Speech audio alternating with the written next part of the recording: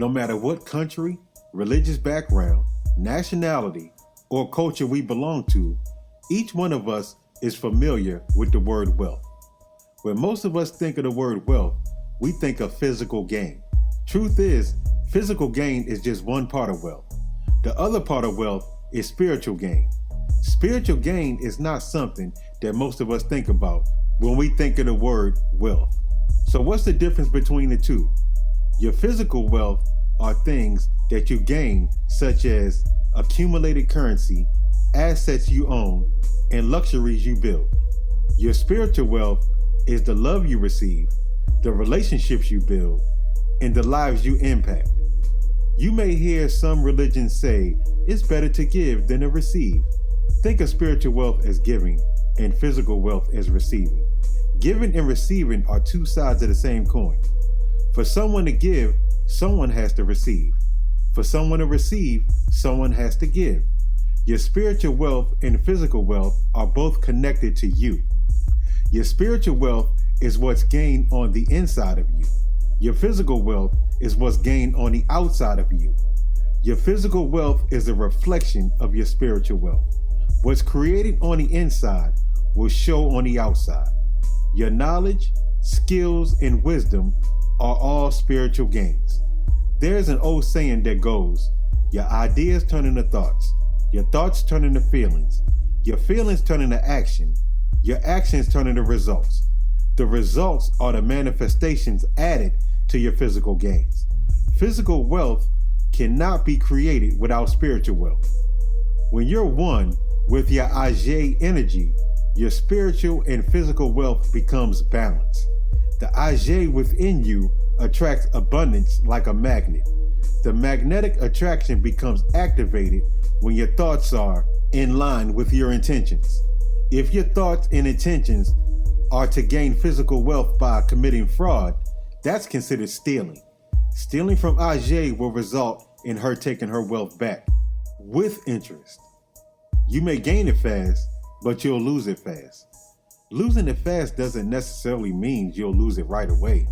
You may enjoy the fruits of her wealth for many years, but the day she comes knocking on that door, she's taking her wealth back. The interest that's owed for stealing her wealth could be jail time, losing your home, or becoming hungry with rabbit ear pockets. If your thoughts and intentions are to gain physical wealth out of honesty and integrity, that's considered honorable. Your spiritual wealth cup has to fill up until it runs over and pours into the physical wealth cup. This process doesn't happen overnight. It takes time and patience. Lessons will have to be learned to teach you how to manage her abundance. Once you become the right person, her abundance will stay with you forever. You'll then know when to give and when to receive. You'll also know how to use, create, and distribute her wealth. Now that you're more familiar with your dgair energy, let's go over spiritual wealth and physical wealth. Let's first start off with spiritual wealth. Let's say you grew up suffering from low self-esteem. You didn't fit in with the popular kids and your confidence was too low for dating. You often refer to yourself as a nobody. And to no surprise, your peers treated you like you're a nobody. The reason this is happening is because your inner wealth is low. The way you see yourself is the reflection you give off for others to see you as well. Since you see yourself as a nobody, everyone around you will see you the same way. The image that you're painting of yourself is the presentation you're presenting for everyone to see. The behavior continued until you reached the age of 16. One of the popular kids was throwing a party and you weren't invited.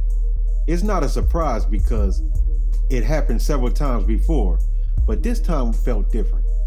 A feeling came over you to where you said, enough is enough. While your peers are enjoying the party you weren't invited to, you're stuck sitting home on a Friday night with a lot to think about. You ask yourself, what makes them better than you? As you look for an answer, you can't seem to find one. It was at that moment when your spiritual wealth began to increase. You now realize you were trying to fit in instead of being yourself. When Monday morning came, you entered the school with a new attitude. Your walk is different. Your head is held high, and your confidence has risen. There's a change in your attitude, and your peers can't help but notice. Now when your teacher calls on you for an answer, you answer loud and confidently. You also begin to speak up for yourself. A lot of heads begin to turn because they never seen this side of you. They certainly never heard that loud, confident voice, which is your real voice. Over the weeks, all the talk and attention have been on you. All your peers, including your teachers, are curious to where this new confidence has come from. The attention you receive from them started off as them being nosy, but now everyone is taking a liking towards you. They now got to meet the real you. To your surprise, you find out that it wasn't that they didn't like you, but they didn't know what to say to you. They figured if you didn't talk much or interact much, that you didn't want to be bothered. That was the reflection you were showing everyone. So now that you have gained much spiritual wealth, the situation around you have changed in a short period of time. From this point on, over the years, you will go on to build many relationships and friendships. You've been invited to many parties and you participate in multiple activities. Now that you're older, every time you see someone with the same low self-esteem you once had, you don't hesitate to talk to them. You now help people that's going through the same thing you've been through. Ever since you gained this spiritual wealth, you have no desire to go back to being the person you once were. Now let's talk about how your spiritual wealth helped accumulate physical wealth. It's now been 10 years since you gained your spiritual wealth. Your marriage is great. The relationships you have with your children is great. Your friendships are great. And you love what you do for a living. You're winning in every category.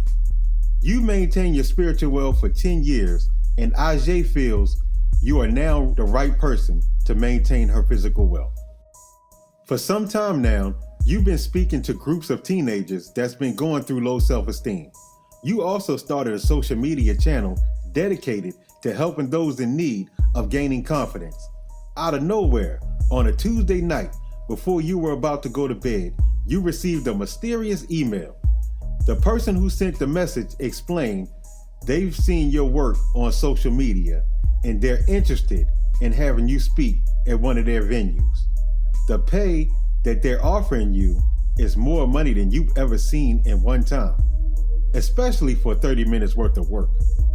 This also includes a first-class airfare and a luxury hotel suite for you and your family. After massive research to check to see if it was a scam, to your surprise, you found out that it's legit. So the next day, you spoke with the person in charge. Everything went well, and you happily accepted their offer. A few days before the event, a driver picks up you and your family and takes you to the airport. For the first time in your life, you're flying first class. You also notice the excitement on your children's face, for this is the first time they've ever been on an airplane. As you arrive, another driver carries you and your family to your hotel suite. This is the biggest, most luxurious hotel room you've ever stayed in your life. As you experience this moment with your family, thoughts are flowing through your head. The joy on their faces makes you ask yourself this question: how can I make this our new lifestyle? The next morning, you meet with the people who are in charge of the event and also with the other speakers that will be speaking. They give you advice and welcome you with open arms. You have 2 days before your big moment on stage. You prepare and rehearse like your life depends on it. The room service, free food, and activities that your family are enjoying is now your new motivation. You tasted this lifestyle, and now you want it permanently. The day came. As you hit the stage, your family and a whole arena of people are watching you. You took one look at your family, thought about your current lifestyle, and then proceeded to give the best motivational speech of the night. You poured out your spiritual wealth, and it left an impact on your audience. The Ajay within you noticed how your spiritual wealth impacted so many people. She also noticed that the words you were speaking were coming straight from the heart. Before you took the stage, no one knew who you were. After taking the stage, people wanted to shake your hands and take pictures with you. Before leaving the venue to head back home the next morning, you've been offered 4 more speaking venues, and one of them is out of the country. You've accepted the offers, and as the years went by, you became one of the most requested motivational speakers of your generation. The low self-esteem you started off with is what led you to this lifestyle. It gave you something to talk about in your story. Since you could relate, you were able to help people overcome low self-esteem. This process didn't happen overnight. Once your spiritual wealth and physical wealth became balanced, you became the right person to handle Ajay's wealth.